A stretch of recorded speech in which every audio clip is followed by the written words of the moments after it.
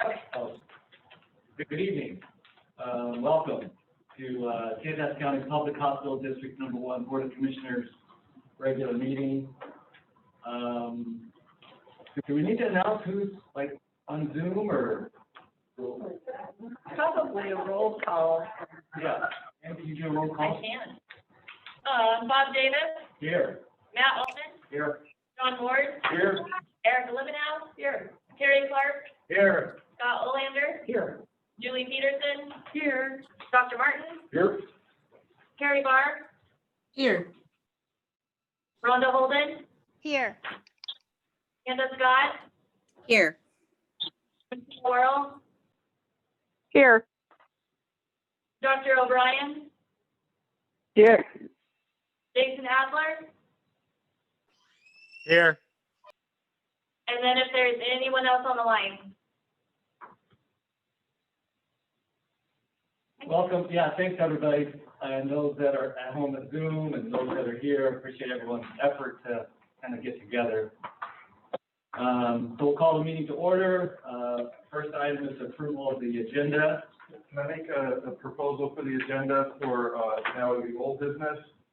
That we have a discussion about the November 30th meeting with the idea that maybe we would go ahead and push it to December 3rd, which would be a Thursday, based on the way some of the other things shook out. I think it's already on. Yeah. Never mind. That's all right. Didn't we move it off? We haven't moved it off on this? We're there. We'll bring it up. Yeah. Okay. Thanks, John. Oh, I see. Don't worry. I think so. Did you get the? It's just on page 2 of the. No, just under today's. okay. Under old business. Excellent. Very good. Anything else? John? Any other I would move to approve the agenda. approval by John, second by Erica. All those in favor? Aye. No opposed? Consent agenda. Any discussion on the consent agenda? I'd like to, in case you didn't catch it, the foundation's largest award ever of almost $261,000. So That is big. I know it's the biggest award they've ever had, and Scott Olander has already spent it. He'll be talking about equipment later, but that was just super welcome news and really, really exciting. So Yeah, if, appreciate the foundation and, Michelle, if you can express to them our gratitude for this gift, really. It's a lot of hard work to raise that kind of money. So we're grateful. Absolutely. Yeah, anything else on the consent agenda? So Ken, we have a motion? Motion by Matt, second by Erica. All in favor? Aye. Public comments and announcements? Do we have any public comment out there?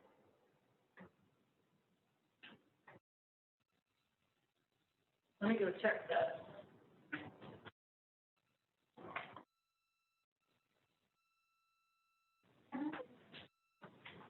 The thing about the map, it could be Matt actually talking and me just kind of moving my jaw. So there's nobody out there. I would just, in terms of public comment, there has been a lot of public comment on the article about our Kaiser termination. The Record Bulletin posted it on Facebook, and there's been a very brisk back and forth about that, some positive, some negative. But Michelle is following up to help people who aren't understanding. So we are weighing in occasionally on those social media posts. Can I ask a question about the article? I thought there was a little ambiguity the way it was written surrounding secondary benefits. You were quoted saying that they would be processed the same way, but that was right after they were talking about Med Advantage plans. So we're trying to be really careful to quote Kaiser on that, and Scott has called Kaiser a couple times. We have, and secondary and Medigap or supplemental policies, there should be no change according to Kaiser in the way those, and that was a huge relief to a lot of folks. That was creating a lot of a rub. But we're just trying to be really careful to close down. I know that, we had, talked about trying to figure out how many people we're talking about here. Is there, I mean, I think the article was good, and it seemed fairly clear in addressing that. Is there any reason to notify these people somehow? I know that we sent out mass mailing for everybody else who has a primary. Is there any reason to contact them somehow or inform them? We've gone back and forth on that, whether we respond to individuals or try to identify secondary and supplemental. I did get some communication from the healthcare authority today. We figured there were 300 or 400 people in the county who had a supplemental. The healthcare authority reports that there's 2,500 people in the county who are somehow touched by these plans. So that seems, given that we know there's 1,940 primary, that kind of bore out those numbers. So I think in terms of communicating to secondary, we were going to wait and see if we were just kind of stirring the pot again, or whether it would be real information. So, I mean, if it is, since it is, according to Kaiser, it shouldn't actually change anything, then I suppose there's no reason to reach out. well, and again, the article's only been out there a couple of days, and as much as we've communicated that to people, it seems to really, the folks that have it secondary and supplemental seem to feel really good about it. Okay. Michelle did add a sentence on the letter that we got posted on the hospital's website that clarifies that point. It's kind of in red, to say that it should not impact individuals. So on the website, we that change. Okay. All right, thank you. So, yeah, I would like to kind of tee off on that, because there was like 70 comments, over 70 comments on the Daily Record article, and I know a few people have reached out to me. As a board, I want to get some clarity on how we want to kind of handle those. We have someone like reaching out to, maybe one or two board members. How do we reply and not like, I'm saying one thing, Matt saying something, should we, how does the board want to handle those? If we get someone who reaches out to us, I mean, I probably had 3 people reach out to me, but I don't know if they've reached out to, they probably have. Yeah. Yeah, I've got it. So what's the best way of kind of handling that? Yeah, we talked, I forget when that was, we had that training about board communications, I guess. I think this is before. I mean, there are a few things, so obviously any action we take, we only take action as a body, as a tri-person board. No one of us can sort of speak on behalf of the board as a whole. But of course, individually, as people representing the community, we have to respond to their concerns. So yeah, it's a good idea, I think, to have some sort of policy, because people might write to us individually and we don't know. People might write to all of us.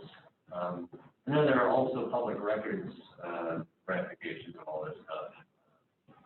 If we respond by email, and if I say, well, our hospital, for example, if I said, well, KVH is committed to not making any change with the supplemental thing or something, and someone else says, Kaiser says that, we might think we're saying the same thing, but not actually be saying the same thing, and we don't want to. This might be sort of being contradictory inadvertently. Right. So how, what are people's thoughts on how we kind of deal with that stuff?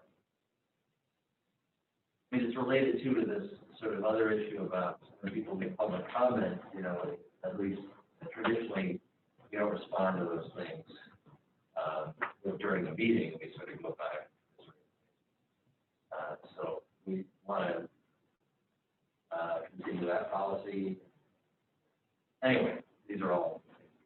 Yeah, I think the thing I'm probably more concerned about is more like a triangulation type of, where I think in the past we've had same person reach out to several board members trying to wedge different direction, trying to get the right. Yeah, form, Sure. thing, right?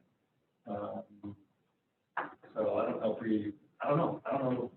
I think that if I was to receive, and this has happened in past references, at least another board member received the same communication, that I would probably reach out and say, hey, I'd like to feel this one is good with everybody, and if there's anything potentially controversial, but potential for things to have a conflict, then maybe misunderstanding, I would definitely give an overview of what I intend to say. That way, I'm fine with that, just like, we know that. John, Terry, what do you guys? Well, I mean, you know, being a member of the board, I can't make a decision for the hospital or things like that. You know, and I think we've kind of simplified this whole thing with the Kaiser, because there's actually two different plans here. There's the one that we have a contract with. The supplemental contract, that supplemental is actually with Medicare, not with us. And so, you know, we have no say or anything about the supplemental or anything like that. This is just the one that we have with us. The supplemental is contracted through Medicare. And, you know, if they have issues with that, you know, they need to contact their Medicare representative. What is that area? Region 10? Yeah, Region 10 person group for it. But, you know, usually when I have somebody contact me about some concern in the hospital, I listen to the concern and say, I'll bring it back and discuss it with the other board member. You know, and because that's what we need to do. And talk to the other board member, then to talk to the senior leadership of the hospital to see what we can do on it. So, you know, kind of, you know, I don't want them to treat us like, you know, a child with a father and a mother, trying to get the two of us fighting against each other, because we're a team here. That's how I see this situation. And if you don't think I'm seeing it correctly, please let me know. I'm good with that. Yeah, I'm in line with that. I think one example is the gentleman that emailed all five of us, I think Friday. And I've been involved in a lot of discussions. I called Scott just to make sure I understood correctly, and just reached out to him, because to me, it wasn't a decision that needed to be made, it's just information you passed to him, and then what I did, obviously, is share with you guys that I've done this, so that since you had the same email, you'd know that there wasn't much left to be done unless you personally just wanted to reach out and talk to him as a board member. So I think if somebody comes to me with something that's a decision, I mean, in line with what Terry's saying, I just should say, that's great, I'm going to bring it back to the board, we'll discuss it, and if there's anything we can offer you, I'll get back to you, otherwise we'll hand it off to senior leadership. But again, I always try to remind people as a board member, we're here about vision and something larger, and if it's an individual type issue at the hospital, we've got to get them back into that train, and we've got to make sure they're talking to the correct people. So. There was a case, it was a couple of years ago, anyway, where someone was not happy with the care they received. And so I had to be really careful about what I said to the person, right? Because if I said anything like, well, that's horrible, they should never do something like that, right? Am I speaking on behalf of me personally? It's just some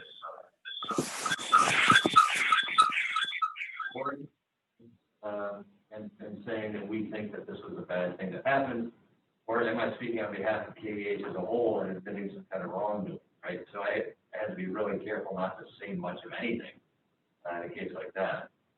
And unfortunately, in a case like that, you know, they may go to all five of us and try to get some sort of admission of wrongdoing, right?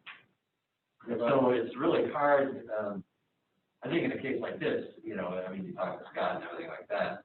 But there's some cases, even when there's no decision to be made per se, you know, people will sometimes hear what they want to hear, and sometimes in trying to just express sympathy or something, you know, I mean, I could be just guilty of doing this anybody else, I might say the wrong thing, and so it's hard, as a board member to tread that carefully. You want to express sympathy and understanding, but you really have to be careful to choose your words. So in some ways, it's like if we have a point person who's expressing support, even on things that aren't decisions, but it doesn't have to be one point person. It varies. So, I'm glad you took care of that. I think that's great. It seems like you have a person. So, Bob, this is Rhonda. Hi, Rhonda. Hi. I know Mandy's not here tonight. I think she's on vacation, but typically for any type of patient complaint or concern, we send them to the quality department, and then they would be able to give an appropriate response and filter it out to the person who's handling the complaint. So is there a reason why we couldn't follow the same process? Not necessarily for general comments and not everything goes to quality. I mean, yes, anything related to patient care, I would agree. That's the direction. I'm wondering if it is appropriate to tell the person, is it okay if I read this into the public record during public comment so that the board can hear it? And that way it's shared publicly, which but that's one avenue you can take. It's like, I've received this concern, is it okay for you? You can either come and speak during public session, or I'll be happy to read it into the record so that the board's aware. Something like that. Is there any sort of documentation that we need to receive from somebody to make sure that we come around this? It is by definition a public document if they send it to you. So it's just a matter of whether they want their name read into the record. I think John, you and Terry are probably both aware that pretty much everything we write regarding this, our work on the board is public, or discoverable, I guess. So, yeah. It's kind of hard because I had one today with Carrie from the hardware store. Like, hey, is the ENT doing this? I didn't know if they were doing that, right? So kind of quick email to Carrie, but maybe I should have kind of read out the board, even though it was like this passive question, but I felt like I needed that. The question I needed to know too, to do allergy shots with ENT clinic, which we are, but aren't quite set up right now. But those type of things, like, do I need to let the board know about that? And just to pass the question, more informative for me. The kind of thing is a little bit more of a hotter topic. I'm fine with letting communication. One thing, email, pass the question at hardware stores. Yeah, any other comments? Well, I think, listening to the other members, we have, the way I look at whenever somebody comes to contact me about something, that's my response. Thank you about your concern, and I will look into it and see what's going on. We need to actually get the full picture, because we're only hearing one side of the story, side of the individual that are concerned about something.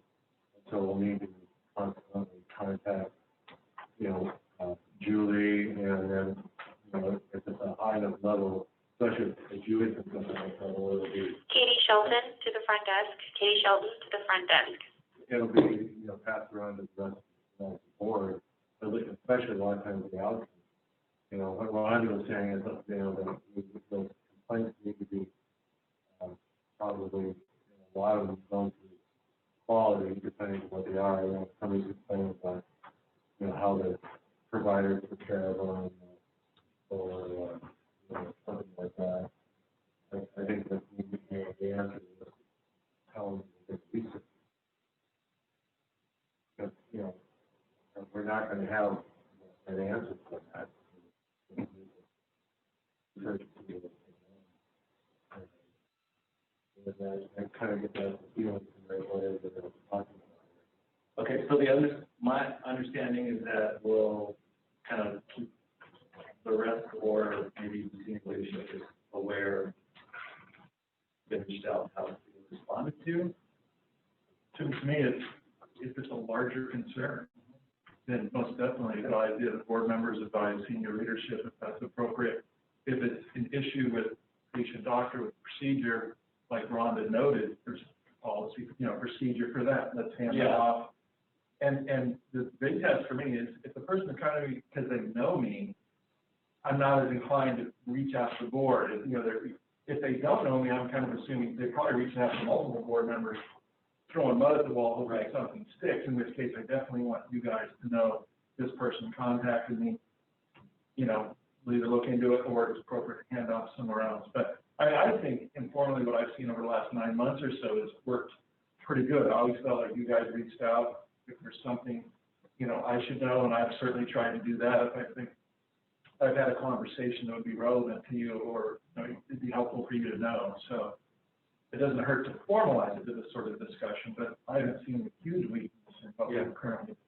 And I think Julie's idea of, it's okay to bring it as a public comment, right, and bring it from someone else. Most people, if they're going to contact us as a commissioner, they're contacting you as a public comment, because they're concerned about it. Probably like to have it down. Well, like Julie said, if they emailed us, it's already in the public record.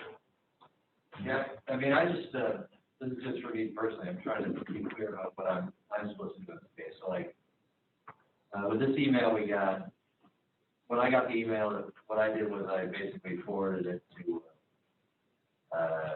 Julie and a couple people and Bob, and sort of said, all right, we'll talk to Bob and figure out how to respond to this. And the next email was you and saying, I already talked to the person. So I'm like, well, am I lazy? Like, should I call this person myself? This wasn't something that had to, it wasn't important enough to actually go up. I mean, I'm glad you handled it, but then I just don't know what is it, or should all 5 of us? In that case, since you didn't tell me you forwarded it, I thought it went silent. And I, as a consumer out there, would be very agitated if I didn't have some sense somebody heard my concern. Well, yeah, so I was expecting Bob to hear the concern and reach out to him. And so I know Bob can have a challenging schedule sometimes. You can't drop everything. And, I have a work environment where I can answer something in 30 seconds. And so again, if you CC'd me and let me know you already started this solution, I, as the newest board member, would have backed off probably. But an hour went by and I hadn't seen that anybody had responded to it. So I just Googled his name, his phone number came right up. And so I thought you had, you knew this person. No. Okay. Well, see, this, I mean, but, this is a good example. so, I mean, this is why you took action on a global email, but without telling everybody globally who got the first email that you'd started the process. But that's why we're having this conversation, because I guess I assumed that the president of the board would sort of speak to the board on something that was sent to all of us. And maybe that's the wrong assumption. Well, if we want to decide that as the rule, I'm happy to support that. But until that's decided, my name's in the email and I can respond to a citizen who's very stressed on something. Again, I'm not creating a solution. I'm just letting him know the solution's already there, and he just misinterpreted what it's it good we was. have this talk, because there should be like a triage, okay, who's gonna hit this first, or a rotating basis, or On call. Yeah, That's fine. so if, because my impression was, I got mad, I didn't know this guy, then I saw yours, I thought you knew him, right, so I didn't reply, so. Yeah, so I think, for the next 2 months, I should probably have first chance, and then, or ask, say, Terry, will you do this, or John, will you do this, or that, or just so we're all on the same page. I think that's totally perfect. Yeah. I'm being asked for you guys to speak up a little bit, Oh, Okay. please. Or maybe. I can see talking to one of these devices. Yeah. Or, So, and we were supposed to order more of those, and then we never met again until Yes. tonight, so we just So- blame it on COVID. Is the board okay then? So as we go forward, we'll just assume that the chair will respond unless he asks someone else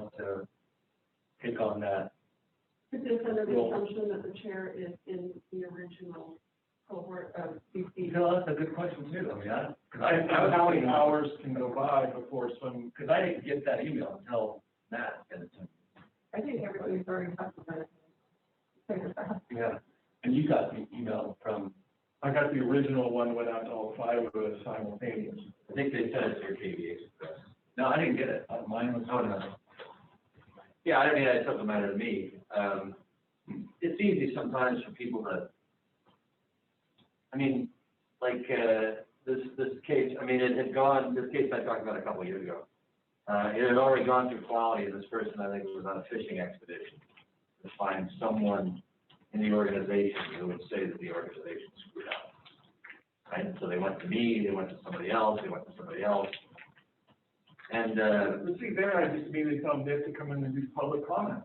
yeah. I mean, it's clear they're not looking for you to solve something, they're looking for you to become, to side with them or whatnot. Right. So, again, the one I'm using on Friday clearly was a misunderstanding, and I just wanted to clear that up.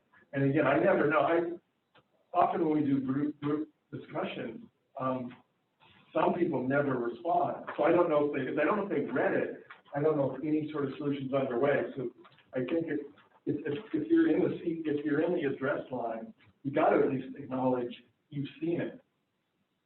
So then because I'd love to know that Bob's going to handle it. But if 2 days go by and it's just radio silent, I feel bad as somebody who would, prior to the election, you're meeting with people and they're telling you what their needs are. You want to feel like you're responsive. I can't not answer, especially with something I have an answer for, which is why then my solution was to answer it and let you know I answered it, so you're not caught off guard. And you reach out to them, oh, John already talked to you? Yeah, Erica. Forgive me, I don't, as I said, this had already been complete by the time I came upon the series of emails. I can't remember the order in which things happened, but I have an idea in that if there's multiple recipients on the email, if we could just reply to each other and say, I can handle this, or something like that. And then that way, But again, if you don't get a response, if a day goes by and you've not heard from everybody, how do you know that they agree with you, or they're giving you that permission? Like if I saw a group email, if I was a recipient of a group email, and I was going to dive into that, I could reply saying, hey, I'm going to reach out to so-and-so and ask them more. And at least then the rest of you would know that I'm doing it, so you don't have to recreate anything that I'm doing already, or, But like Bob saying, he didn't even see the original email. He didn't even know this was an issue. Right. So that may or may not solve in that case. So, yeah, I'm not sure why that wouldn't have come to Bob, and that I'm having issues with my assessment, right? Someone putting a stuff like that.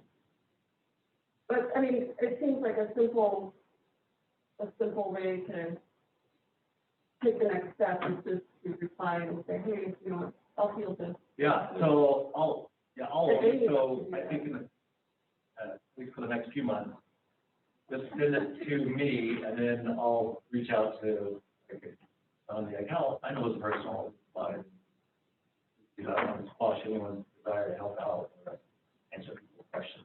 My one issue is though, since we're technically all equal, I don't sleep well at night if I feel there's some undone business someone wants an answer on, and I don't know if you actually are aware of it and are in the process of moving forward with a solution.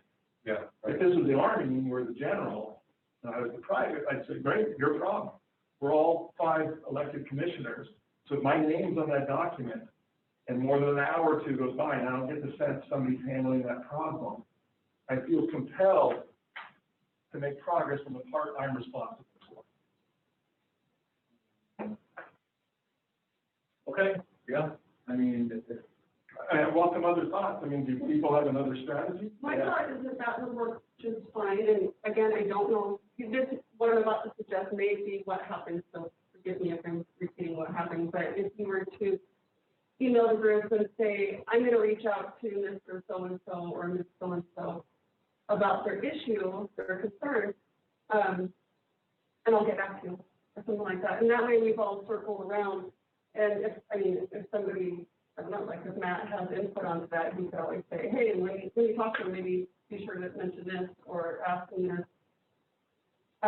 It's kind of, to me, goes back to airline industry and closing that loop of communication, just so we all know that we're on the same page.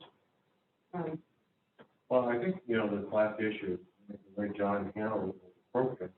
He got a question, he got stuff, and he contacted Scott and said, I have a member of the community contact me, us about this, and then when he got the information, he shared it with all the board members. By having John send the letter to Bob, to begin with, and have Bob do the work, I think would be actually probably a little bit stepping too much on Bob's plate, because John would be able to come, find the whole solution and everything, and then tell everybody about it on the board so we knew about it. I think a lot of times that will be, the right direction to go with it. He didn't make a decision. He just found out the information and shared it with him. I'm not sure it's such a black and white issue about what's informational. If someone asks where the hospital is, that's one thing. But with this in particular, we're trying to be very careful to say, according to Kaiser, this is not going to be an issue. Yes, somewhere. And so, Erica's a loose cannon. If she just reaches out to this person and says, look, the CEO says this is not a problem, don't worry, or the CFO says this is not a problem. Right? Then if Kaiser, down the line, Kaiser starts screwing them up, then they're like, wait a second, the board told me. And so I think it's just a matter of and they could, and again, if I reach out to this person and say, well, according to Kaiser, blah, blah, blah, and Erica said, well, the CEO assures me, blah, blah, blah, right? Then it sounds like, even though it's a consistent message, it sounds like an inconsistent. This reminds me of something that happened with the Affordable Care Act when Obama told people that they could keep their doctor, because the act allowed them to keep their doctor, but the doctor could choose not to participate in the insurance plan anymore. So consequently, what Scott was saying was the Kaiser currently, what we're doing with primary part is not impacting secondary, but Kaiser can make a decision if they wanted to drop the secondary, they could possibly do that, drop their contract with Medicare. And so we may be blamed for that because they haven't, there's some things that are out of our control and are in control of Kaiser. So I can see, this is a similar situation that may happen. We don't know what's going to move forward in the future, but we do know that currently the way the situation is put together, the secondary is not going to be a problem with this.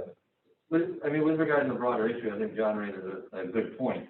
He talks about it as not being able to sleep at night, but he's an elected official, right? He's here to represent the people, and he's not here to just sort of, pass off responsibility on that to the chair of the board. So I agree that it's sort of a difficult, it's not, and I don't mean to make it sound like it's clear that we should go one way or the other. And he's got as much responsibility and equal responsibility as any of us individually has. So I don't really know how to solve this. I'm just expressing my worries about what might happen if we don't have some sort of I think it's policy. a good discussion to have.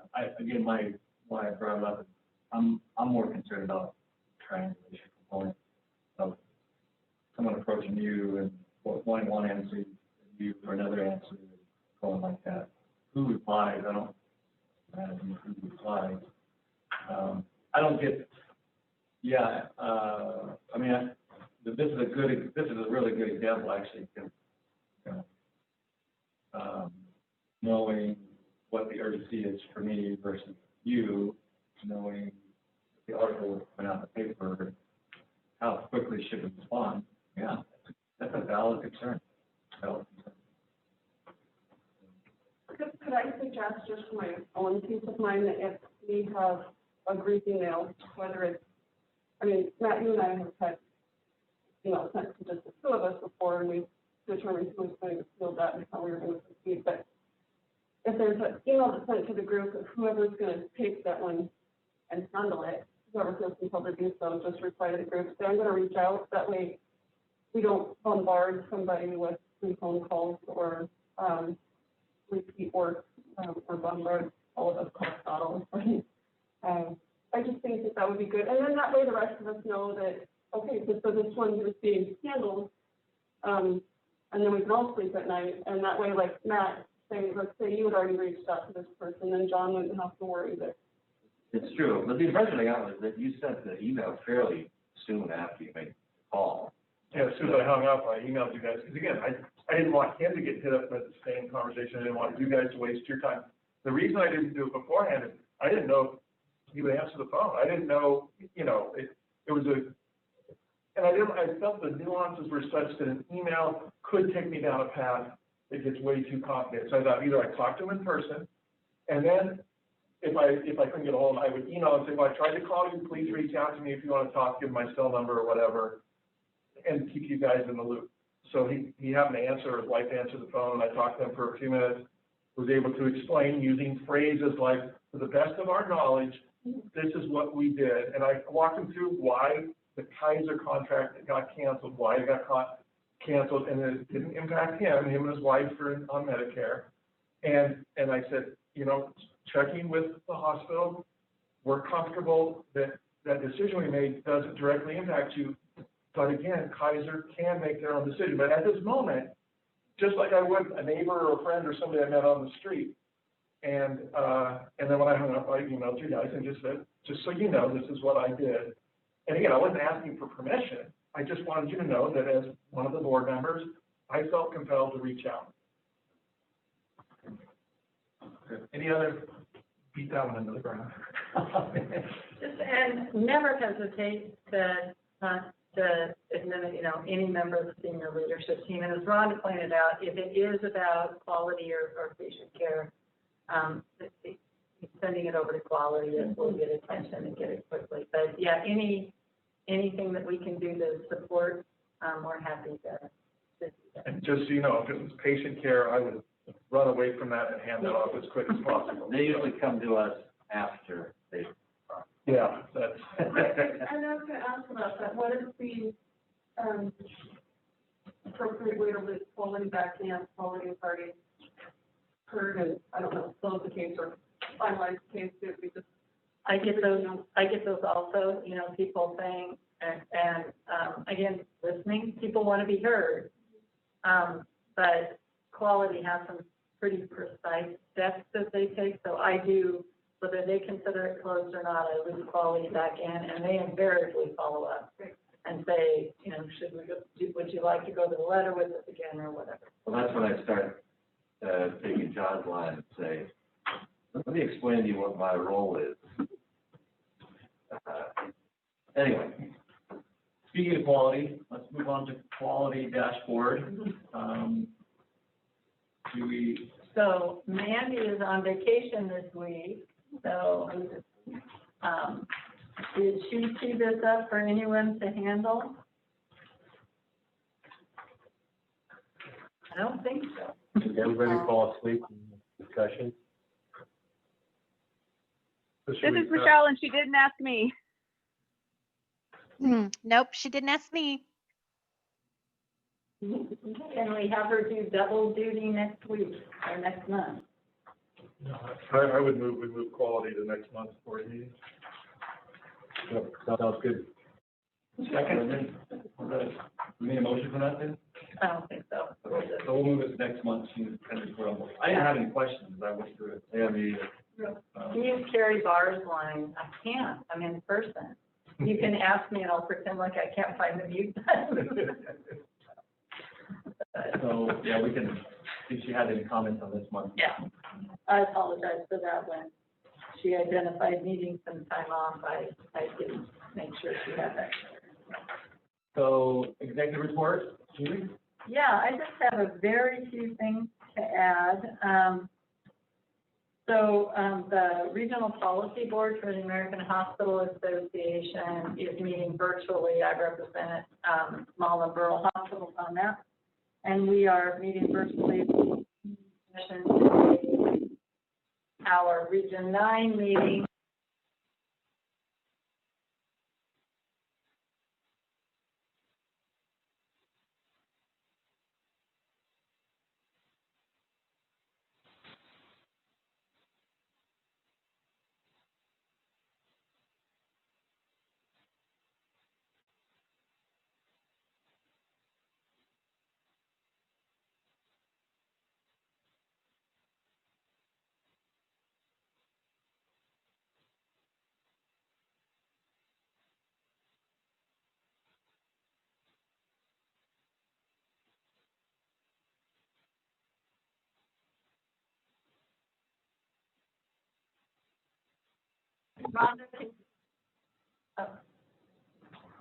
We're unmuted. Can you guys hear us? I can now. I lost you for a minute. Yeah. Okay. Same here. Yeah, you just came back. All right. So Region 9, which is the West Coast states, I represent small and rural hospitals, a really packed agenda, and believe it or not, there's a lot going on the regulatory side, particularly back in DC. Scott is the recipient of CMS's emerging rules on how we're going to be reporting and accountable for our CARES money. But AHA, the way CMS is describing now is going to be handled, definitely caught AHA by surprise. They referred to it as something of a bait and switch. So real active on the front of how are we going to account for CARES money. The other thing that is a very, very hot topic back on the regulatory front right now is the 340B program.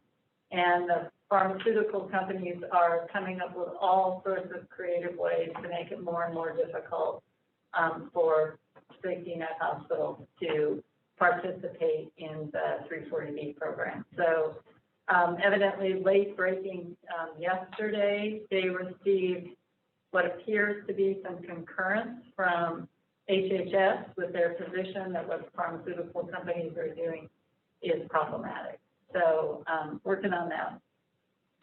The other thing I wanted to bring up is, and this week is long and the short of it is, after we brought on security when COVID first struck, it was 24/7, and sometime in June or July, we decided we were going to dial that back to 12 hours a day. We are just seeing a lot of mental health activity in our emergency department in our community, a lot of anxiety that's manifesting as aggression. And myself, I asked Incident Command today for a recommendation to go back to 24/7 security. We have had a very, very difficult number of days with the community, particularly in the emergency department. So probably starting sometime tomorrow, we'll be going back to 24/7 security. So people are impatient and angry and aggressive. So, and I asked, I never like to point at the university, but I said, does it feel like the population of students returning? And they said, absolutely not. It's community violence. It's all over the board. So 24/7 security, at least through the end of the year. As we look at the conversation about Kaiser, I had Mandy put at your place late breaking today at a little afternoon. One of our frustrations has been that we sent this termination letter to Kaiser in July. They acknowledged the termination, and that was it. Evidently, thank you to the Daily Record, because we evidently got Kaiser's attention, and we also got the attention of the Healthcare Authority. So I received an email from the what is his title? The Director of the Employee Retirement Benefits Division. So we're going to have an opportunity probably on Monday to talk on the phone. You can see the emails there basically stating our position and reiterating that we're not working our community up as a negotiating tactic. And so I will be talking with this manager, director of employee retirement on Monday. And if anything significant comes out of that, I will let you know. The gentleman from Kaiser reached out to Scott, and he's trying to put some time together in the next couple of weeks to get that with Scott. This, maybe you don't want to hear this question, but I know it wasn't a negotiating tactic. This was a decision that was made, that's that. But this line, if you have the ability to influence Kaiser to bring them to the table, does this mean that there is some chance this is going to be walked back? I don't fundamentally believe that. So Scott said the same thing. He was, there's no way Kaiser is going to carve out, system-wide policies for Kittitas. But again, this gentleman from the healthcare authority was not aware that we had written to him or the SEB and the SEB let them know that we had reached out more than a month ago that we had not been communicated with. So, So this is you being white. well, I never want to, this is disturbing to the community. Yeah. If somebody came and said, Mia Copa, this is terrible, we want to be great partners, I'm not. Right. I get it. All right, thank you. I would call out that, as mentioned in the software package, that the analysis that Kaiser is doing that's leading to reduced ED reimbursements is precisely the same package that we are using to generate our charges.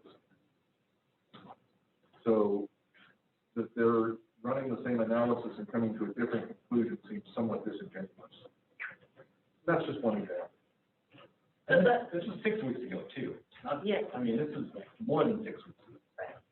And the other thing I would remind you and remind anyone who wanted,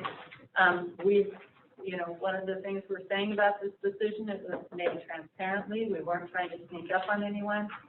This is, you can watch the discussion among the board members at the July meeting. You can watch the discussion among the board members at the August meeting. Plus it was many, I don't know, do you want to say years or many months of problems. Yes. And trying to solve those problems. This was not an impetuous decision. No. This was after a long time trying to work.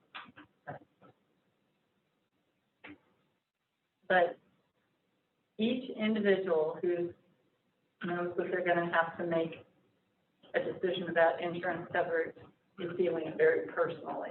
So we're trying to deal with them one at a time and respond where we can and should. Anything else or any more questions? Any questions on human resources or staff development? Amanda, we asked you for some temporary policies a couple months ago, I think it was back in July, associated with COVID. We were thinking we would refresh those in September, just let you know if we were going to continue them. We would like to do that in October instead. What are you talking about, voluntary furloughs? Yes, well, no, it was the, I want to be precise about this, and I'm not sure. Amanda brought, I think it was 2 policies. Oh, okay. I remember. Yeah. All right. So. Got it. Sorry. Yeah, I remember those. Okay. Anything else? I guess sorry, but are people still, is that still an option, doing those voluntary leave without pay? No, so that's, no, that we're not asking for that anymore. the issue that Amanda was addressing and working with Mandy Olson is when people are asymptomatic and Yeah. having to be put off the work, when they're not feeling sick and they're going, hey, why should I have to take sick time or PTO? And now that we had the biofire, it's not that much of an issue, but we wanted to make sure that we had a policy in place to deal with that. So it has not been an issue, and Amanda went through a process of retroactively looking back to see if people had to use their EID or PTO.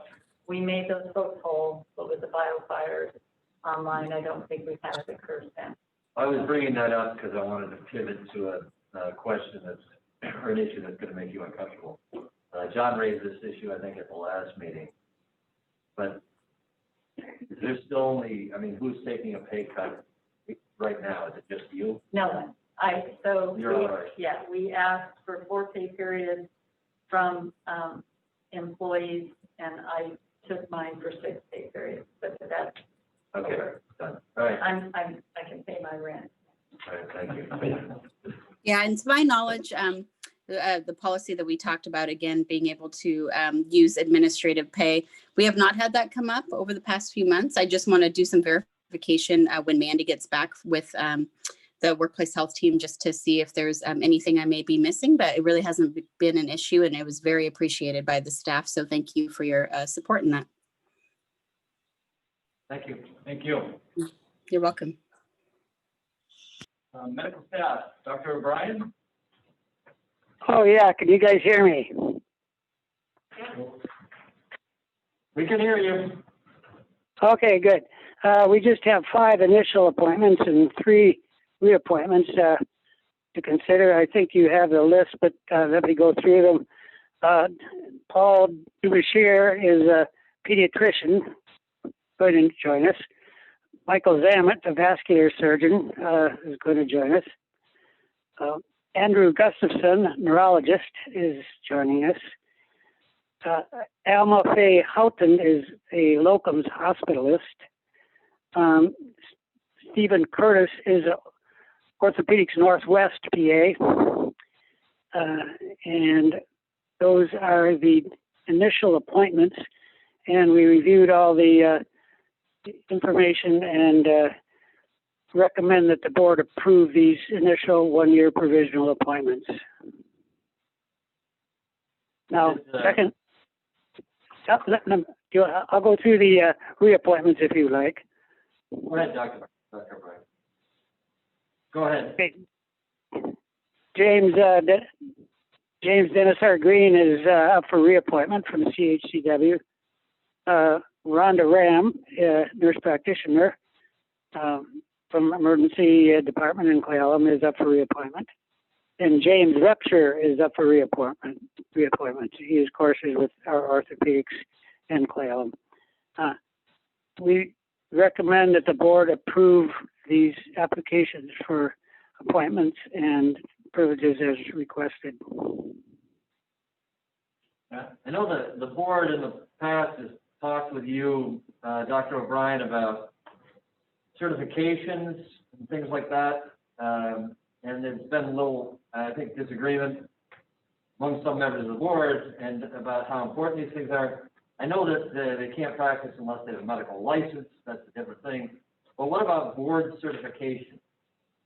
Is that something that's crucial or not crucial, in your view? Well, in my view, it's not crucial. More important is the record and the practice.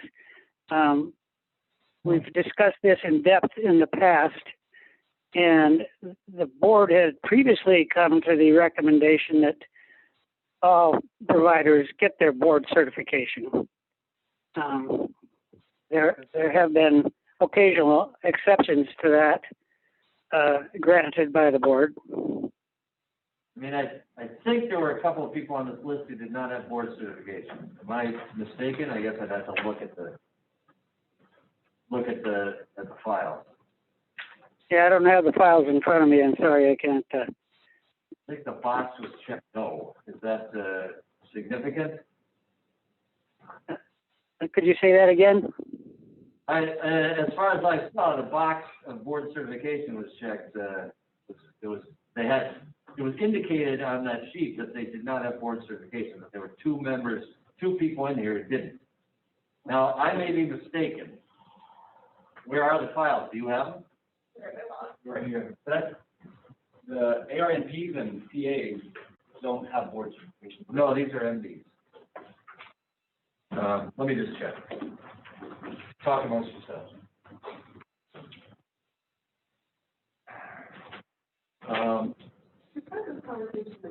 Yeah. So, I mean, verification of board status, no, right? I mean, that's something. Is that something? Forgive me, I wasn't at NAC this past week. Dr. Martin, you want to, I mean, these are the two I'm looking at, right? So, there. And here. Which two are you looking at? Can I say in public? Yeah. This is, yeah. Okay, Gustafson and Houghton. And I just gave the files to Dr. Martin to double check my work here. The verification of board status, as far as I can tell, on those two, but not the other two, says no. So maybe I got, if I got something wrong, Dr. Martin, please correct me.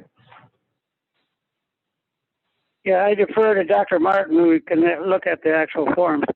What we have done in the past, if someone is not currently board certified, we do require that they have completed complete residency training in specialties, and that makes them what's called board eligible, which means they are able to take the board test.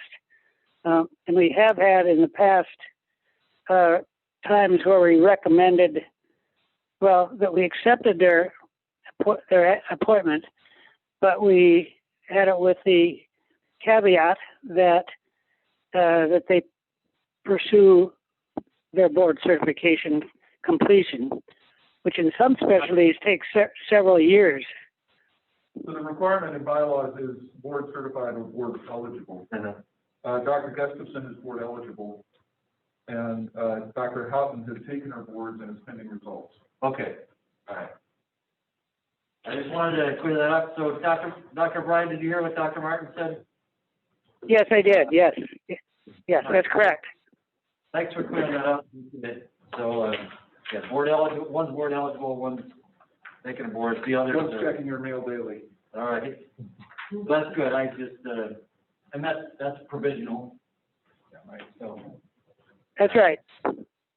Board happy with. Is it possible in the future, and maybe you guys talk about, I mean, I'm in MEC too, but is it possible to include a note somewhere, maybe just on the cover page for Kyle or for someone to indicate that, rather than just no? We'll come to that in a moment. All right. Thank you. Thanks, Dr. O'Brien. Yeah, that was the only question I had. Okay. Thank you, Kevin.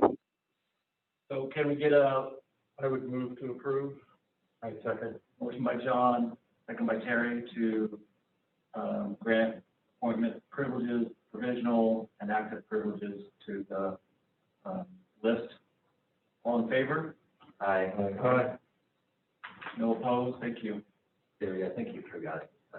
I said aye. I know you forgot to sign. Grab me later, you forgot to sign. Oh, your signature's missing on one of the files.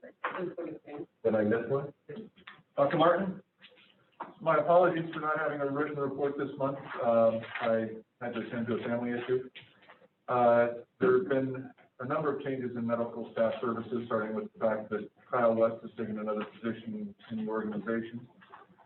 And the role of medical staff services coordinator is going to be filled by Shannon Carlson, who held the position prior to Mandy's tenure.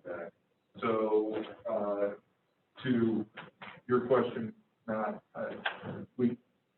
Shannon is meticulous and experienced, and I think we can expect to see just about any changes we need or clarifications in a timely fashion. That's exciting. I'm glad to see her back. Additionally, you may have noticed that for the second time in the last umpteen years, Lisa Potter's not at this meeting. Lisa Potter and her family relocated to Spokane. And so we are in the process, instead of me merely reciting the litany of things that she's working on, we're working on prioritizing those and looking for someone to work as a development liaison. And you think that that position can be handled by one person? I doubt it. I don't even think it's going to live in one department. I think some of it is going to live in finance, some of it is going to live in community relations, and some of the strategic planning piece I would like to keep in medical staff services. But those conversations are ongoing. In terms of other community activities, most of the regional groups are on something of a hiatus. The one thing that I've seen this month is that KCHN is trying to reboot some of the work that they had, that they were working on in March. The theme of the day in our collaborative efforts seems to be, this may not be the normal, but we've got work to do, and we need to figure out how to do it. Okay, anything else, Dr. Martin? Any questions for Dr. Martin? Oh, excuse me, I do have, in the privileges you just approved, you approved our new vascular surgeon, our new neurologist, and our third pediatrician. And in particular, I've known a couple of these providers for quite some time, either directly or dashly, and I think it's going to be Dr. Gosher, who I knew in Yala, and his mother is a volunteer here. I think it's going to bring out the practice. Dr. Zamet, I scrubbed with years ago. He's a remarkable surgeon and has large ideas of what he hopes to deal with. And he's full-time. Initially, we're going to start him part-time, okay? But he would like to build it to full-time. Additionally, there is another general surgeon whose special interests include wound care and breast, but she would like to learn a lot from Dr. Zamet. Dr. Smith, who's already here, has expressed an interest in working closely with Dr. Zamet and broaden his skill set. So Dr. Zamet is near the end of his career. He figures a few years, and what he is hoping to do is build something that will survive it, essentially. And having two young surgeons who want to learn from him, I think, gives us an opportunity to bring a skill set to a rural community that we desperately need. I mean, there is lack of vascular surgery history between us and doing a lot of care for instance, diabetic foot. And being able to keep that here, keep that care local, I think is huge. Awesome, thank you. Can you remind me where your clinics will be? Obviously, the seats will be with pediatrics and residents. Dr. Zamet will be in general surgery. And you may have noticed that the courtyard at internal medicine is now closed, and neurology will be behind that door.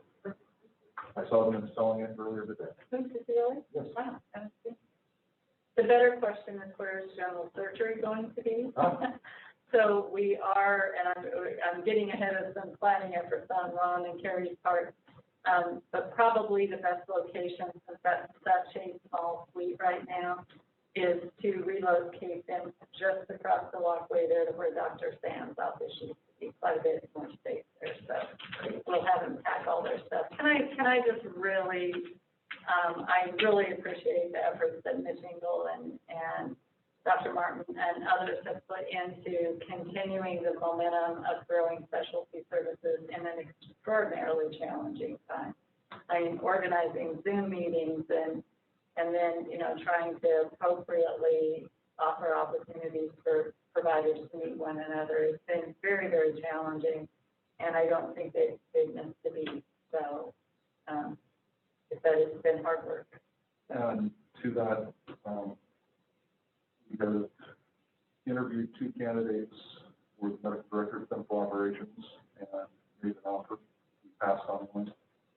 We interviewed 2 family physicians and made one offer. So we are continuing to increase access and are increasingly in the position of being able to be very selective about who we do. Great, it's super exciting, especially with these specialty lines, neurology and vascular, never have. Yeah. ENT, peds, vascular, neurology. There are times when I feel kind of like I'm on safari, and there's still a couple things out there that I need to buy. But first, I need to make the Jimmy jump. Thank you, Dr. Martin. Scott, staff report. Thank you.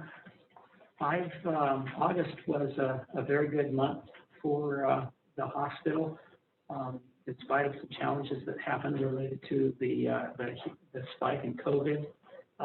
The variance in inpatient revenue was directly related to that. We postponed some elective surgeries, and you see that reflected in the inpatient revenue variance and also in the inpatient surgery number. But overall, the hospital exceeded overall revenue by $605,000. A good chunk of that was lab and some of the just lab volumes, and particularly COVID testing that is ongoing. We've kind of broken out to on page 30 to show the difference with COVID, without COVID testing, and the expenses related to COVID. And it also shows the CARES money that comes in. But on the top portion of that, you see that were it not for the COVID work that we're doing and the CARES money coming in, at this point we would be at an operating loss of $1.4 million. But with COVID and CARES money of almost $4 million, that takes us to an operating income of $2.5 million right now. Julie alluded to it. In the other operating revenue, that's where we are recording the CARES money that we are recording $586,000 last month. When we get to the end of the financial report, I'd like to bounce back and talk about that and what we're going to do going forward. But in August, we recognized $586,000 of CARES money, and then we had some grant income. Expenses were all in all in line for the most part. So we ended up with an operating income of $958,000. Days in AR decreased by 4 days. Days cash on hand, we had a record month of collections of almost $8.5 million. So days cash on hand increased by 3.6 days. So nearly every number on the financial report is in a good direction for us. On page 28, the payer mix for us on the commercial is increasing almost to 34.4%. So this is a very good month in August, and the balance sheet continues to improve and get stronger. I think it's kind of interesting that our Medicare, which is our older population, the decrease. Has that gone over to the Medicaid, do you think? No, this is revenue by payer mix. This is winging it a little bit, but I think some of the elective total joints and total hips that we're not doing as many as we did in the past. A lot of those procedures were on patients that were elderly, and so our elective total hip and joint volume was down, and a lot of those patients were Medicare. And so I think that is, I don't know if that's the only factor, but I think that's a contributing factor. I don't know. Seems like Well, it's probably a pullback too, just because of COVID. But yes, Those folks not really wanting Right. necessarily a procedure that, you know, will put them at risk, yeah. I think it's fair to say September's looking a little softer. September is softer. We, the surgery volume is not quite as strong in September. I don't know if there's vacations are quite what has happened, but it's softer than it has been. So it'll be a little softer. So that CARES money that we're getting, is that going to have to be paid back? Well, that's the answer is we don't know for certain. Initially, when the CARES money, you had to, the guidance was that it was to offset revenue shortfall, and we clearly have a significant revenue shortfall from where we were year to date versus budget. Right now, we're at a $7 million revenue shortfall, and that was so. If you look at, we could document very easily the shortfall in revenue that happened and has happened, and it continues to happen. We're still not. Although we're doing well, we're still not as busy as we had expected to be. But on Saturday, they're going to take rather than a revenue shortfall perspective, they're going to look at expenses and COVID-related expenses. And if they look at it on a narrow perspective, just directly COVID-related expenses, we may be in a position that we may have to repay some money. But or if they look at, when I talked to Tom Dingus, our auditor, he thought that they would interpret the expenses in a broad perspective, that you have your direct expenses and then all of your plant and administrative and general expenses that you have could be factored into that. If that's the case, we're probably in good shape. But they also set a target. They look at your prior year's net operating income, and they essentially have said that if you lost money the prior year, you can, with CARES money, you can come up to your break-even point. But if you made money, you should not exceed it. Or you may. They are just winging it right now. I mean, they're throwing stuff. I mean, because this came out on Saturday. It's already being challenged, but I think so. Much more to follow, But the likely result for us is that they do talk about you can recognize CARES-related expenses and CARES-related income through June of 2021. So I'm and I don't want to exceed my prior year operating income of $3.6 million.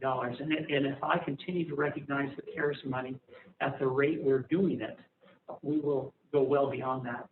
So I'm most likely, and we'll have to get this by the auditors too, I'm most likely not going to recognize any additional CARES income in the current year, and I'll defer it to 2021 for the 6 months of 2021 to try to make sure that I don't exceed that our prior year net operating income. How much is left to be recognized?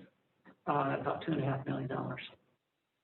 I know that there's a lot of businesses that have gotten CARES money. They're trying to figure out what's going on because that whole thing is kind of difficult. But it sounds like we're in a position that we should be able to go through this all right. Although tomorrow they could change the rules. That's what they did Saturday, and I think those were proposed rules. I think the AHAs have really just. And And right now, they're not differentiating between rural and multi-billion-dollar systems. And, you know, one of the first conversations we had back in March was trying, after the shutdown due to PPE and surge, they were distributing money out to hospitals that were down to 15 days cash on hand. They were trying to get cash, particularly the smaller hospitals, to make sure they could make payroll.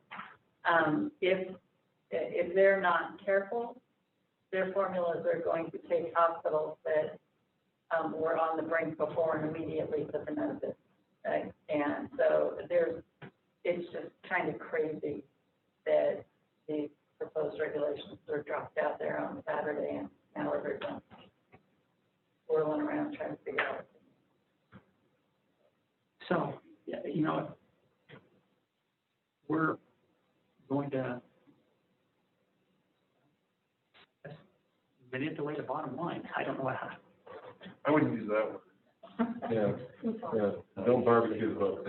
No, But we will have to very carefully work with the auditors about how this is supposed to be recognized. What are we offsetting? And it's one question in Washington State. It's an entirely different question in a place like North Dakota that never shut a hospital. And, you know, I mean, they received a bunch of money, and there was virtually none of the impact that Washington State hospitals saw. So I think we'll be struggling to make sure that we accurately offset costs and the shortfalls that we have because of COVID, that nationally this is going to be a super hot topic because some of those hospitals haven't incurred any additional costs or losses. And we also have the benefit is, I don't know if you recall a number of months back that we received notice from the state that they are going to forgive our RHC liability, and they have done that, and we have not recognized that. So that was about $1.4 million. So we've... The Saturday change that came at the federal level. Yeah. That's right. And it was draft legislation, I think, correct? I don't know. And what office does that come out of? KVH. So I don't know if this is for Julia Scott, but just could one of you, want to make sure I get this right, one of you give me a 30-second summary of how they determine the amount of our CARES allocation. They looked at our prior year, all of our prior year Medicare revenue, and did a calculation based on the prior year revenue and sent us a check. That was for the first. That was for the first one. The second and larger distribution was done, same formula, just let's throw all critical access hospitals in together. Total expenses, we got our proportional share of total expenses, not revenue. So the initial money that came out was all hospitals based on that revenue. The one that was rural specific was allocated based on rural. So it's the second one that's in question. Second one's the big one. That was the $4.6 million. And so they looked, I'm sorry, John, so they looked at the Medicare revenue compared to what we were making, or did they not care about that? They just looked at it. Okay, right. Sorry, John. Oh, no worries. So knowing we're not going to recognize it for the next 4 months, and knowing September's a little soft, our operating income could drop significantly, our little margin that we're kind of working on. Well, we will probably get back to more normal, closer to our, if you look at our without COVID monthly income in January, February, we had an operating income in January of about $65,000, February $156,000, and then in July and August on the top, $252,000, $204,000. That's the kind of bottom line. If things are okay, that we will likely be looking at, and if the revenue is soft, it may be a loss for the month too. And the strategy here is to not make our books look any more successful than they have to until we understand a little bit more about how they're auditing, and that if we can spread this out until June of next year and amortize it over then, it will. It'll be interesting. So when I went and calculated if that amortizing that over a 14 periods as opposed to 8, we've recognized we're just about the right spot. That As where we're at right now, skipping 4 months. I'm about 400. I recognized about $400,000 that I would have had I done it over a longer period of time, and that was looking at the total, the $6.4 million. And jumping that calendar year does not look like it'll be an issue, or that's what you're trying to check on and get some guidance on that. We're trying to get some guidance. I'm sure that everyone's We'll have to talk with our DZ about it, and yeah. That was the big switch of the conversation and reason. So you had a relaxing Saturday, is that right? Well, I actually didn't. Julie caught it, and I didn't. Said, did you read those new regulations? And then Because they made my head explode.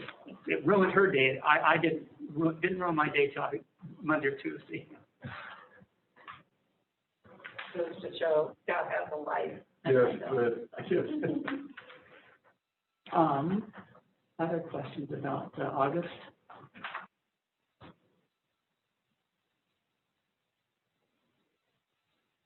Thank you. Then the other item that we have a capital request for some OR scopes and video towers for, this is a purchase of Arthrex scopes and towers.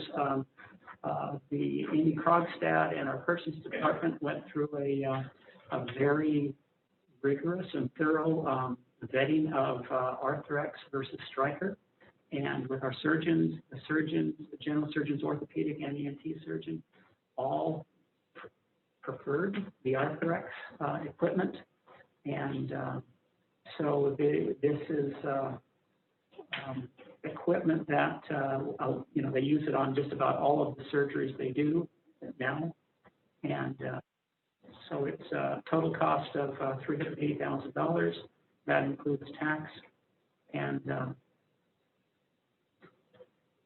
we have typically leased these equipment in the past. We've leased them, but we think that the functional life of the asset is greater than the lease life, and that if we own the asset, that we will actually save ourselves money by owning versus leasing.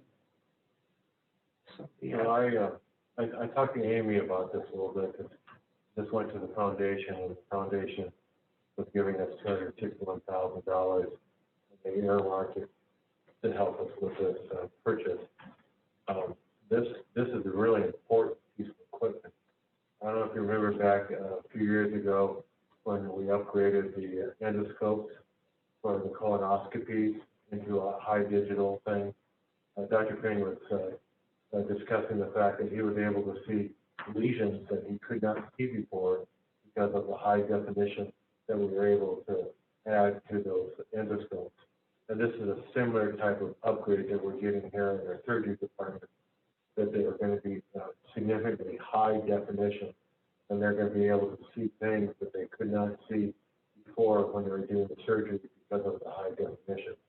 So this is a significant upgrade to our surgery department. So it's very, very important.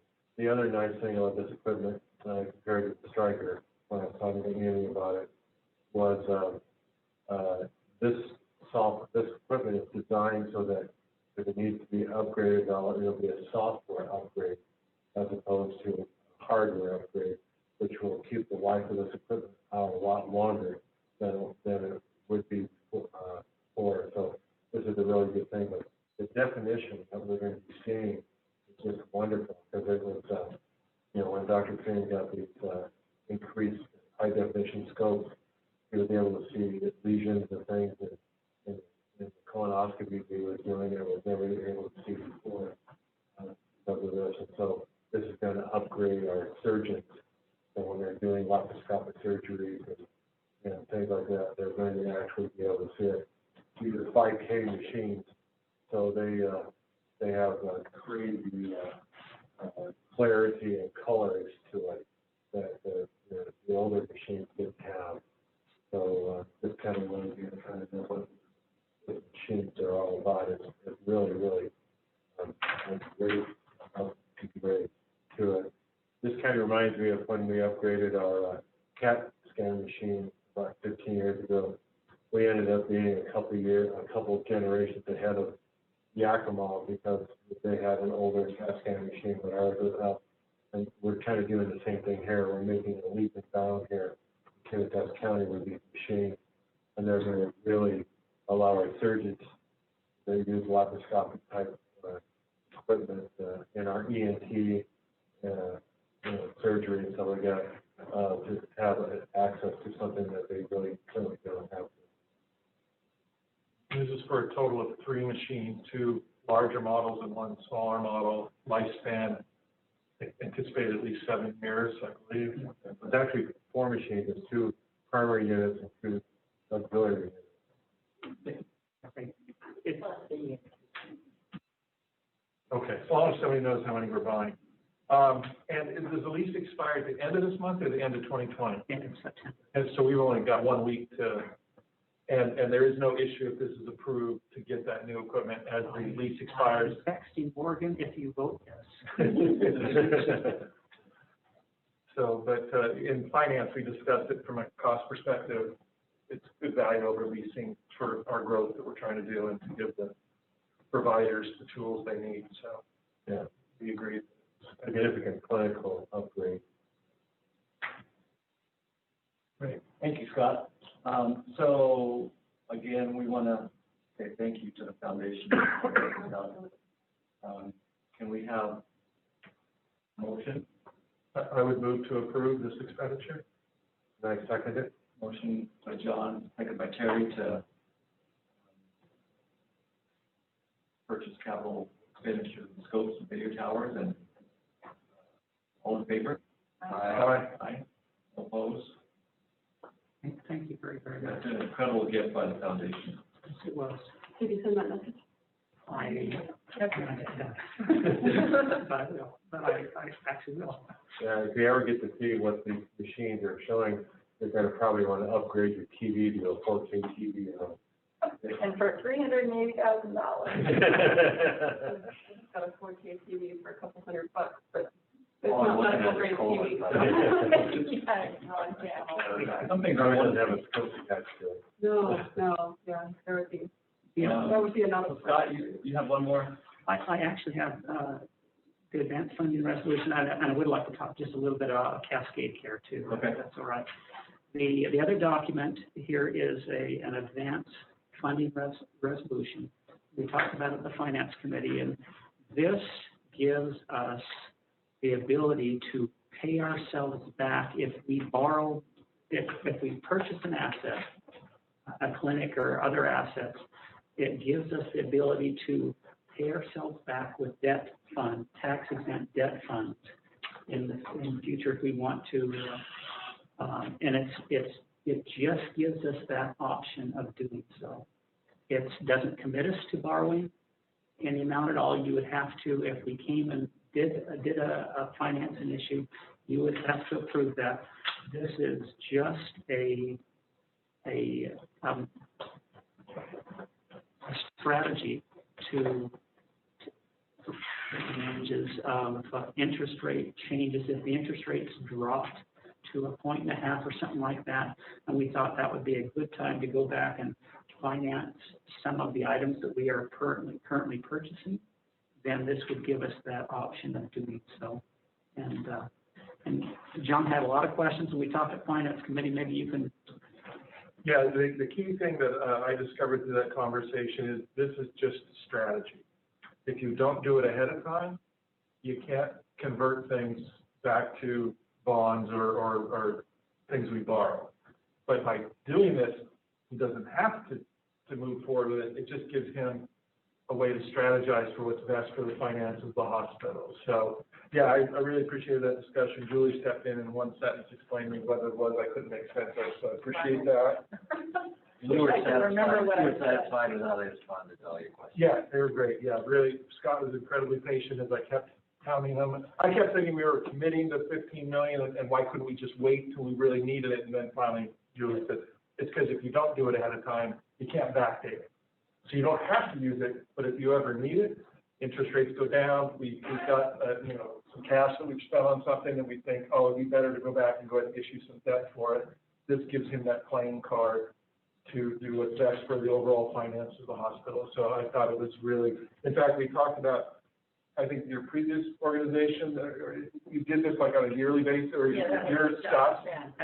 Beginning of every year. Beginning of every year at Memorial Hospital, we did an advanced funding resolution. We list all the Possibilities. all the possibilities, and then And so if he ever was to use this, he'd come back now to turn this into the steps to get the money. So it's not like he could go out on the weekend and, buy something fancy we're not expecting. He still would come back to us and propose specifically what we'd be using that money for. But we can backdate it at that point, which is the crucial thing. If we discover, oh, that thing we bought would be better under debt or refinancing our debt. So yeah, I think it's a very smart strategy. But Scott or Julie, not sure if you would like to answer, why is the resolution required for this versus it just being a tool that's at our disposal? As a matter of fact. it's an IRS requirement. It allows you to get the tax exempt. Yeah, and it's an IRS requirement. So they want some intentional decision making happening instead of it just being any other financial tool that would require. After we talked, I was thinking it's very similar, like a 1031 exchange on private property. You do the same thing. You have to make that decision before you start buying and selling property because of the IRS rules. So this has a 1 year, It's working days? 18 months. 18 months. 18 months. Is this something that you want to look at pretty regularly then? Or are we not of the echelon that needs that? I would think that we probably want to look at this about every 18 months or so and have something in place. Just as you have to have a degree of specificity of what you're identifying, the projects and how you might spend it. You try to be as big as you can in the other category, but you do have to have identifying. Yeah, I think it's good strategy. Yeah, especially with the low interest rates, it's allows great flexibility in the different rate spots. I think about this before. So we need a motion for resolution 20-04. I move to be approved resolution 20-04. Motion by Erica, I second. second by Terry. All in favor? Aye. No opposed? Thank you. And lastly, there was a question that I guess the prior board meeting, reminded me about Cascade Care. And Cascade Care is the legislature passed an initiative to have Cascade Care, and it is a public option that allows, they're trying to help the small employers that in that market and expand availability of quality, affordable health care for the individual insurance market and ensure the residents of Washington have a choice for qualified health plans. So there were five bidders that Bridgespan, Community Health Plan of Health Network of Washington, Coordinated Care, likewise in United Healthcare. And we have signed contracts with Regents/Bridgespan and Community Health Network is Community Health Plan of Washington. And we looked at, we kind of evaluated the plans, the various plans based on how they're currently performing for other insurance products. And the plans that were performing well and then also weren't publicly traded companies, it's our experience that the municipal corporate or the not-for-profit insurance plans that are based in Washington are fairer and easier to work with than the for-profit publicly traded plans. And so we have signed contracts with Regents and Community Health Plan of Washington for this Cascade Care process, and so products. So we will be participating with them as of January of 2021. can you tell me a bit, when the exchange first rolled out onto the internet and people were able to go on there and select a plan, and I know it's changed a bit over the years, but there was a tax incentive for small employers to provide some sort of coverage via the exchange. I don't know the ins and outs of that. Is this replacing that, or was it decided that that wasn't a really helpful route, so now there's Cascade Care? I don't know the answer to that. I'm really struggling with what gap Cascade Care is trying to fill. So, The legislature passed it, and Governor Inslee really wanted this product out there, and so it seems like it's something you want to recall with.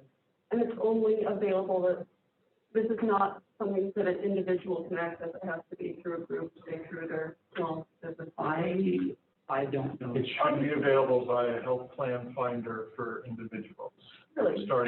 Starting during open enrollment, taking effect January 1st. Oh, yeah. And the goal was to make sure there was valid competition statewide for healthcare services for small businesses, individuals, families. Because again, you come to an area like ours, Health Plan Finder, there's a couple of options, and none of them, I think.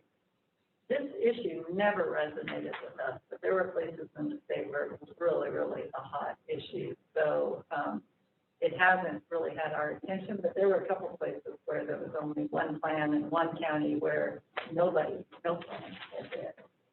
So Is this thought that it will help those who are underinsured and might as well be uninsured due to their ridiculously high deductibles? I'm not sure it's subsidized, like some of the bronze, silver, gold, and bronze plans were subsidized plans. I think the goal was the state buying power. By the state buying large quantity at once, they can force the prices down, i.e. kind of the single payer strategy, which is where it originated from, was the idea that the state could be more efficient than some of the other organizations. But what I want to get clarity on, it sounds like, even though, and I didn't mean to interrupt your text, I know you want to get that information. Go ahead. It's just, I just want to understand it. So the state said, we're going to do this plan, they signed into law, but they're essentially contracting with organizations to implement the plan in each county. Is that why, They contracted with the insurance plans to implement the plan. And we actually, Jason was very instrumental and he negotiated some, they're not great rates, but they're better than they were initially offered. So he really did a good job on negotiating some rates that we can live by for this product. And we actually, it seemed like it was important to participate in with what the state was going to do. So that's. Yeah, I'll be curious when it's revealed, all the different numbers and stuff, how competitive it ends up being. Is there any of you come across a primer or a basic Cascade Care 101 webinar or something? Can you send that my way? I'd like to get it from the horse's mouth in a layman's sort of. Well, if you just go to the health, the Washington Department of Health and Washington State Cascade Care, they have some information that. www.hca.one.gov/about-hca/cascade-care. You get all that? I got it. Now, is this going to be publicly announced on or about the 1st of October as we get into open enrollment? Well, we're just listed as in the network. If you go out to the insurance. Yeah, we're not selling it. No, I'm more speaking that open enrollment starts on the 1st of October. Is that accurate for next year, or does it start later? It actually says November. It starts November 1st. So on November 1st, I think they'll start marketing it as we get close to it to let people know it exists. And January 1 is when we would expect to start seeing. January 1 would. We did when we asked regions about how many individuals they thought maybe 200 total, and then about the same number with community health plans. So they don't see. The only people probably have about 400 or 500 people in our county that would be involved. No. It'll help some, but I think in our county, we have a lot of people on Medicare, Medicaid, and, you know, plans through larger businesses. So none of those really are the category Cascade is there to fill, so. This isn't like a secondary Medicare or something like that. No, it's for younger people that are buying this as their primary insurance. Okay. Right. Thank you, Scott. Thank you. Any other questions?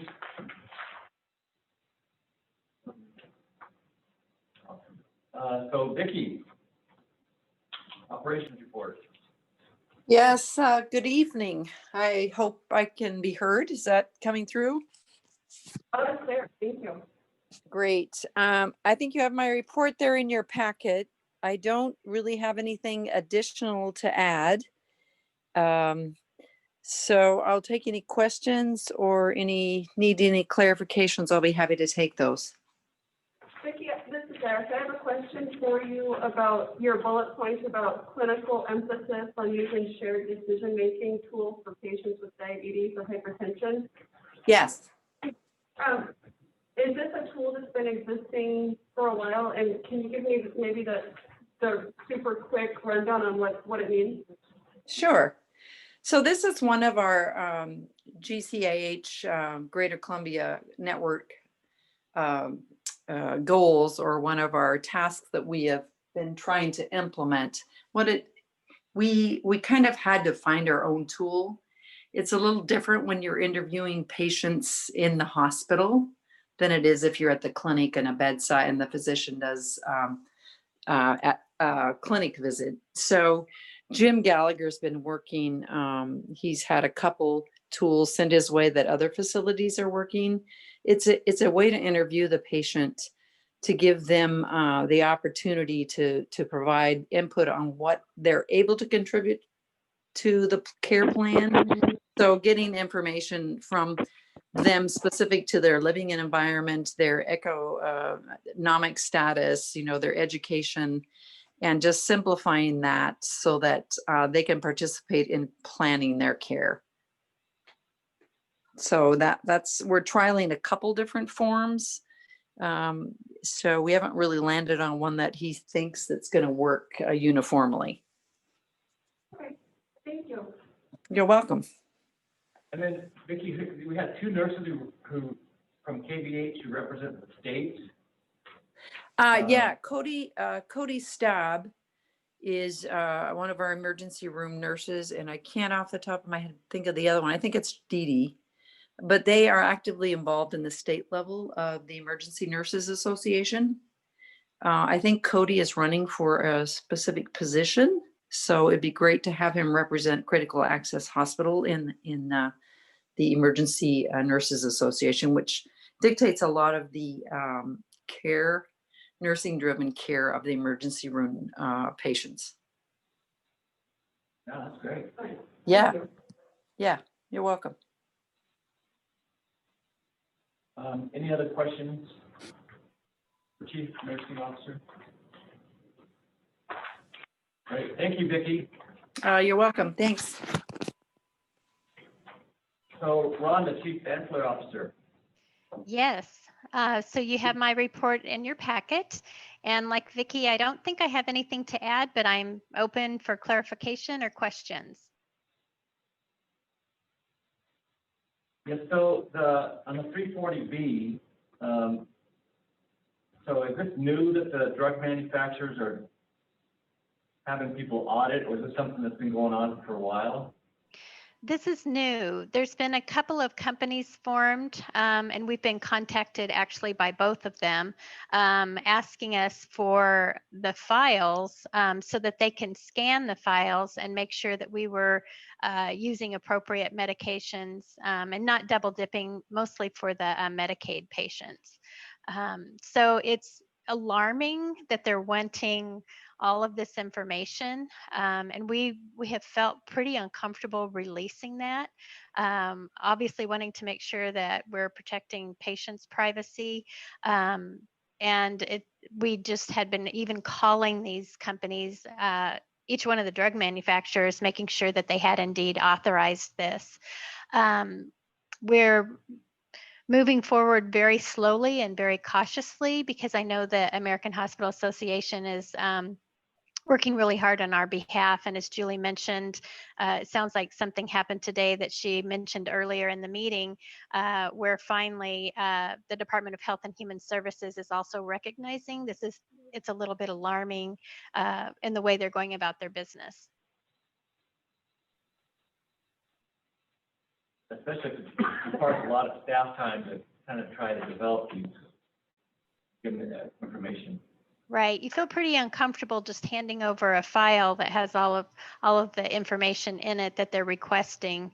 And then, we don't have a contract with this company or business associates agreement or any of those things. So our contracts and agreements are strictly with the third-party administrators and the contract pharmacies that we deal with. So definitely we know we would have to have business associates agreements with these companies directly before we exchange any information. Thank you. Anything else? Certainly. Just want to say thank you for representing KVH and other rural hospitals on EMS and Trauma Experience Committee. So congratulations on your reappointment. That's awesome. Yeah, thank you.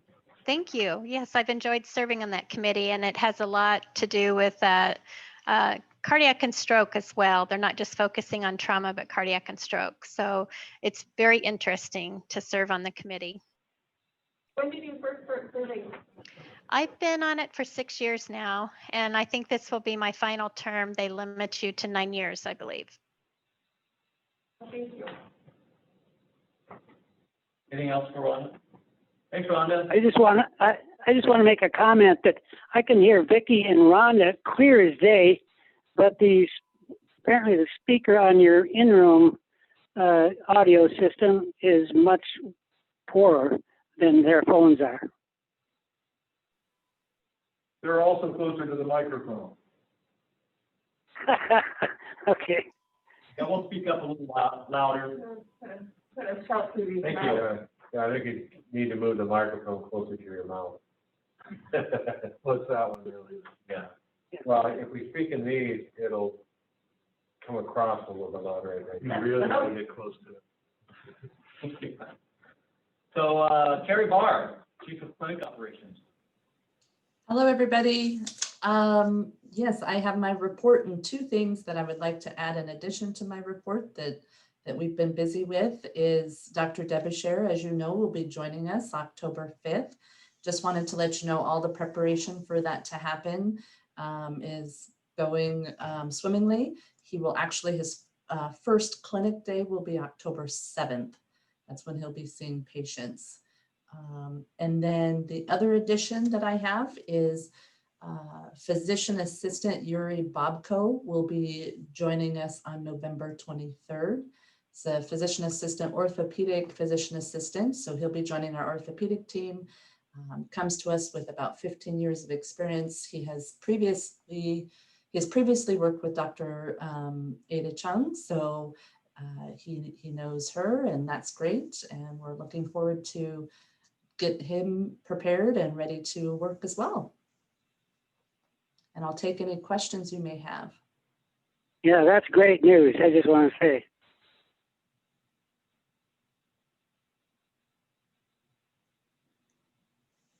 Are we running out of room in pediatrics? It's getting a little cramped.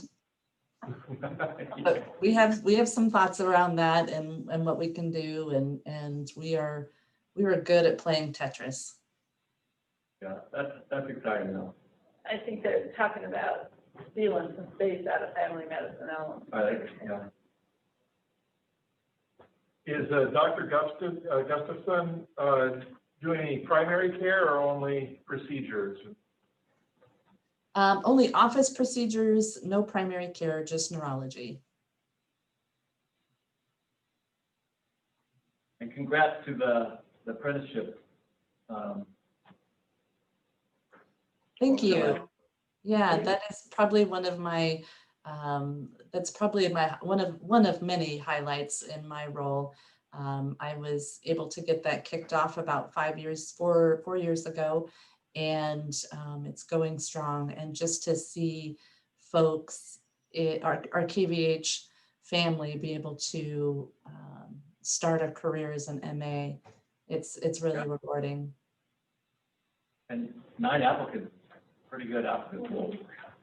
Yeah. So speaking of that, the MA program, Carrie, have you been keeping in touch with Bob about congratulating the graduates like you did before?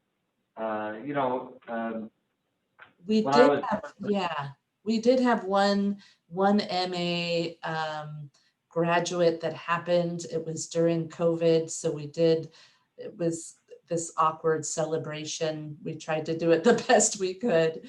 But I need to actually I should get Bob her name. You're absolutely right. That was a step I had missed. So she would love to have a written letter from him. Yeah, that was, I really enjoyed doing that, and I think Bob would enjoy it too. Yeah, sure. Sounds good. I'll make that arrangement. Any other questions or comments for Carrie? Thank you, Carrie. Thank you.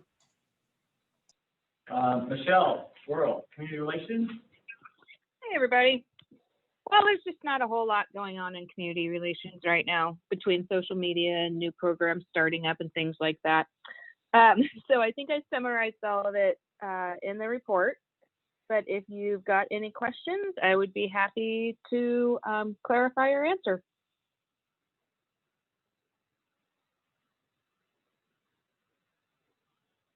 Just seeing here the support for the 4-H, the livestock auction. I think that's fantastic. I'm happy to see that.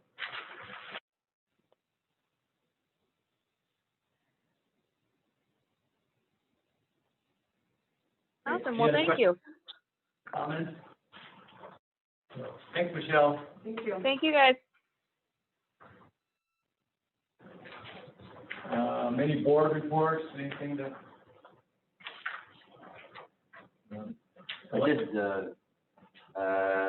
I did attend the Committee on Governance meeting with the AHA. We had the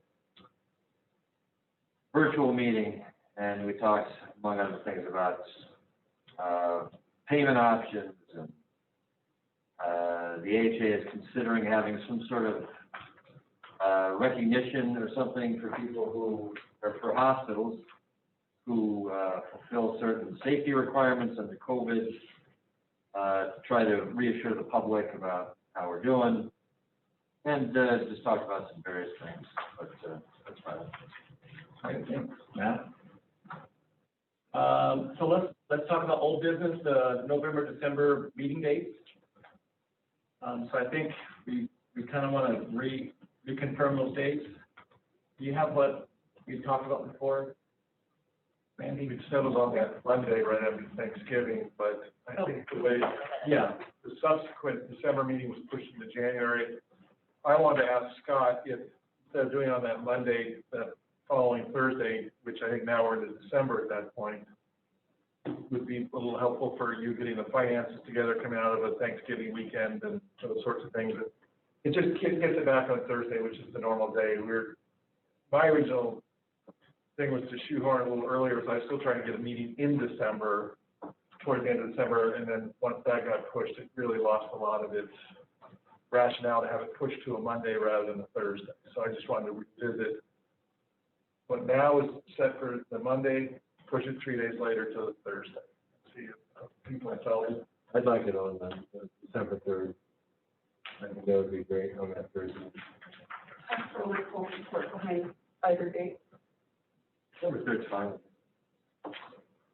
So we have December 3rd as our regular board/special board meeting For November. for November, and then January 7th. Yeah. That's December. Right. And then is the January meeting? January 7th No, then the January meeting is also in January. would be the 22nd. 28th, yeah. 28th. 20, so 3 weeks later. Yep. Okay. I think you need a motion. Okay. I would move for that change from the 30th of November to December 3rd for the November board meeting. Second. All in favor? Aye. And then we've already voted on the 7th. So we're good there. Okay, great. Thank you. So any new business on the board? If not, we do have a few things in executive session. I would say half an hour. Half an hour? Great. Thanks, everybody, for being here. Appreciate your time, appreciate your effort. Will there be any action coming out of executive? No action. No action coming out. And we have Amanda Scott and Dr. O'Brien to come back into executive session. Okay. How long of a break are you taking? Like a 5-minute break? Yeah, we don't need one. Yeah. Thank you, everyone. Thank you. Bye, thank you. Good night. Night. Aye.